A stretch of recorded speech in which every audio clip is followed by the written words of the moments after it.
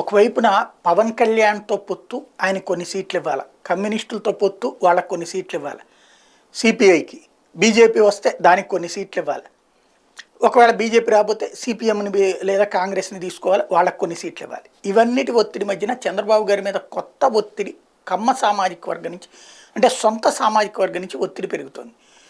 ఎందుకయ్యా అంటే రెండు తెలుగు రాష్ట్రాలు చూస్తే రెడ్లు దాదాపుగా 90 మంది అధికారంలోకి, అంటే ప్రజాప్రతినిధులు అయ్యారు అన్ని పార్టీలు.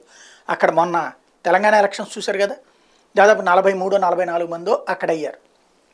ఆంధ్రతో కూడా కలిపితే దాదాపు 90 మంది రెడ్లు రెండు రాష్ట్రాల్లో కలిపి ఎమ్మెల్యేలుగా గెలిచారు వివిధ పార్టీలు. అక్కడ బీఆర్ఎస్, బీజేపీ, అక్కడ ఉన్నటువంటి కాంగ్రెస్ పార్టీ లెక్కేసుకుంటే, ఇక్కడ వైసీపీ, టీడీపీ లెక్కేసుకుంటే వచ్చింది ఇది. ఇప్పుడు కమ్మ సామాజిక వర్గం సీట్లని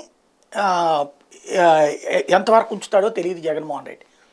అదే సందర్భంలో బీసీలకు భారీ ప్రాధాన్యం ఇస్తున్నాడు. అక్కడ తెలంగాణలో చూస్తే కమ్మ సామాజిక వర్గం చాలా సింగిల్ డిజిట్కి పరిమితమైనటువంటి పరిస్థితి. అదే అక్కడ రెడ్డి సామాజిక వర్గం భారీగా వచ్చింది. కాబట్టి ఇంకా కమ్మ సామాజిక వర్గం సొంత పార్టీ ఉంది, తెలుగుదేశం పార్టీ. కాబట్టి ఈ దఫా అన్ని లెక్కలు పక్కన పెట్టండి, కమ్మ సామాజిక వర్గానికి భారీగా సీట్లు ఇవ్వండి, డబ్బులు ఉన్నాయి, గట్టిగా పోటీ, ఏది పోల్ మేనేజ్మెంట్ తెలిసినటువంటి వాళ్ళు, సీట్లు ఎక్కువ ఇవ్వాల్సిందే అన్నటువంటి ఒత్తిడి ఆయన మీద పెరుగుతోంది.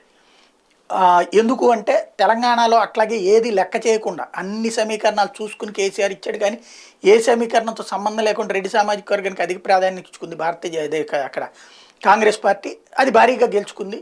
కాబట్టి ఇక్కడ కూడా మనదయ్యి ఉండి పార్టీ ఇవ్వకపోతే ఎట్లా అన్నటువంటి ఒత్తిడి పెరుగుతోంది. కాబట్టి ఈ దఫా ఎక్కువ మంది కమ్మ సామాజిక వర్గానికి సీట్లు ఇస్తారా లేదా అన్నది చూడాలి.